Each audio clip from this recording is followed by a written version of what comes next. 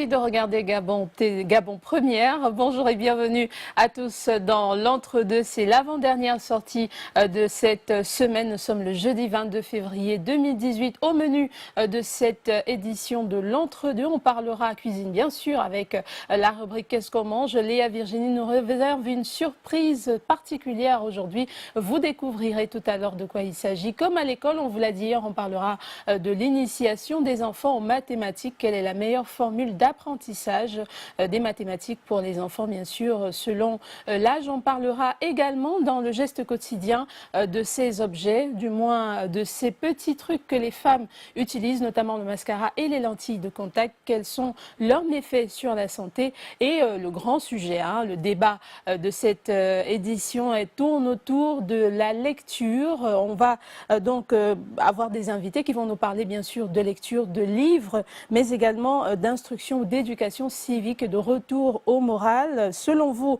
donc, quelle place occupe de nos jours la lecture dans le quotidien des Gabonais? C'est la question qui vous est posée. Vous pouvez dès à présent réagir via les réseaux sociaux, notre page Facebook, le groupe WhatsApp ou encore nous envoyer des SMS. Je répète la question, quelle place occupe selon vous la lecture dans le quotidien des Gabonais? Et on va marquer une légère transition pour retrouver notre invité.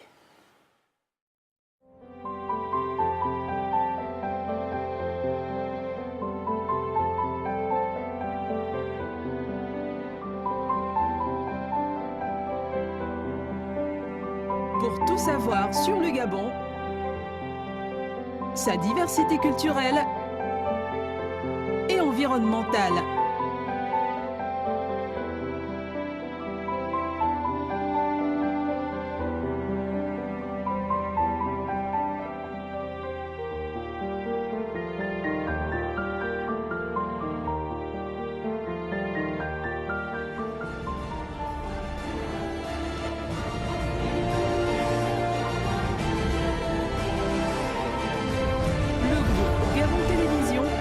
Chaîne en continu. Pour vous permettre de vivre le Gabon autrement.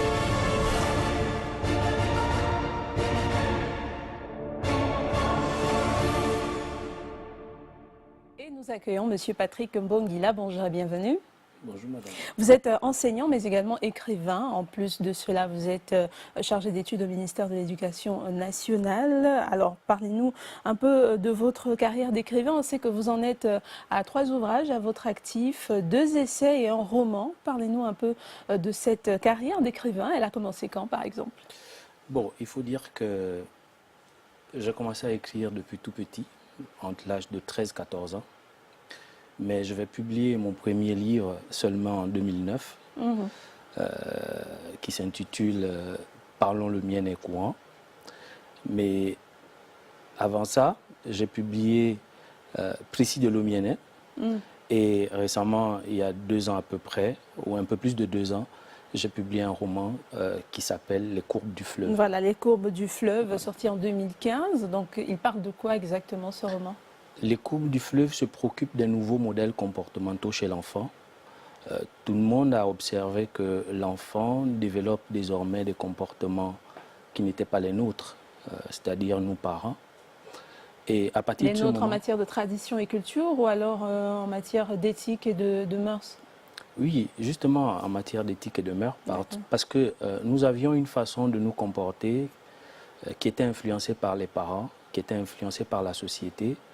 Mais aujourd'hui, l'enfant est plus ou moins influencé par les nouvelles technologies de l'information. Et ce qui fait qu'il y a beaucoup de distance entre la conduite que nous avions et celle des enfants aujourd'hui. Donc, dans les courbes du fleuve, je me préoccupe de ces nouvelles façons de se comporter et j'essaye d'apporter des solutions pour que, premièrement, les enfants comprennent la nécessité de bien se comporter, parce que les comportements à risque peuvent impacter négativement sur leur devenir. Bien sûr. Et deuxièmement, j'attire aussi l'attention des parents pour comprendre qu'il ne suffit pas de mettre à la disposition de l'enfant certains éléments de consommation, il faut aussi prendre en charge son comportement. C'est d'ailleurs pourquoi j'ai intitulé ce livre « Les courbes du fleuve ». Un proverbe de chez nous dit « le fleuve a des courbes parce qu'il avait voulu marcher seul ou parce qu'il n'avait pas eu de guide ». Vous voyez que dans la première figurine, c'est l'enfant qui est interpellé.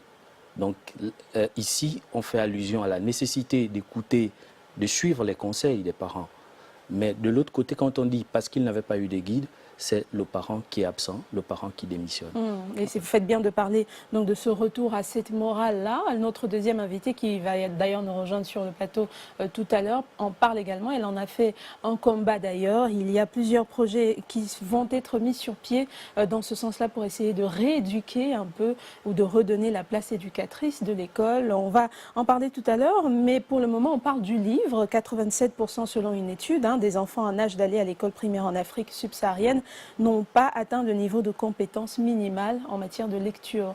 Quel est votre constat, vous, en tant qu'élément du ministère, on va dire comme ça, mais en tant qu'enseignant également? Comment se porte la lecture aujourd'hui au Gabon, par exemple? Bon, il faut peut-être un peu recadrer, parce que quand on dit chargé d'études au ministère de l'Éducation nationale, il y a plusieurs chargés d'études et il y a plusieurs directions. Voilà, je suis chargé d'études du ministre de l'Éducation nationale. D'accord. Voilà. C'est important de le dire. Maintenant, je crois que le Gabon, qui est un cas que je connaisse bien, beaucoup d'enfants arrivent quand même en 6e en sachant lire. Parce qu'au CM2, on a beaucoup fait d'efforts pour que l'enfant arrive quand même à lire. Et parfois, on peut être surpris par des enfants qui lisent des livres, parfois d'un niveau un peu supérieur. Mais le problème, ce n'est pas qu'ils ne sachent pas lire. Ce n'est pas parce qu'ils ne savent pas lire qu'ils ne vont pas vers le livre. Mais peut-être parce qu'on n'a pas beaucoup fait en termes de promotion de livres pour que les enfants s'intéressent à la lecture. Parce que le livre est comme tous les autres produits. Vous voyez, il y a un produit, je ne sais pas si je fais mal de le citer, qui est très consommé à travers le monde entier, mais qui n'arrête pas de faire la publicité. C'est Coca-Cola. Excusez-moi. On vous enverra la facture, ne vous inquiétez pas. Voilà. Donc, le livre... Je dis souvent, le livre, c'est comme tous les autres produits. Moi, j'ai peut-être pas beaucoup vendu en librairie. Mon livre est vendu, j'ai un contrat avec Sekagadis, il est vendu à... Deuxième pub. Oh là là. Allez-y, c'est pas grave. D'accord. Il est vendu en grande surface au Gabon. Voilà. Et or, j'ai beaucoup vendu dans les écoles et dans les bureaux. J'allais moi-même, les gens peut-être me reconnaîtront, mais j'allais moi-même proposer mon produit. J'ai dit, j'ai écrit tel livre, publié chez la Maison gabonaise du livre, mais mon livre porte sur un sujet qui interpelle les parents et les enfants, il faut l'acheter. Et les gens ont réagi positivement. Je suis allé vers le client. Ce n'est pas le client qui doit forcément venir vers moi. Donc vous êtes formel, vous constatez un désamour aujourd'hui. Alors s'il fallait comparer, est-ce qu'il y a des amours aujourd'hui? Alors il y a toujours eu des amours entre le livre et les jeunes ou les lecteurs? La seule chose, il y a des gens que j'ai rencontrés qui m'ont dit au départ, ils ne lisent pas. Mais après, qui m'ont appelé pour me dire, oh, mais votre livre, je l'ai lu en 2-3 jours.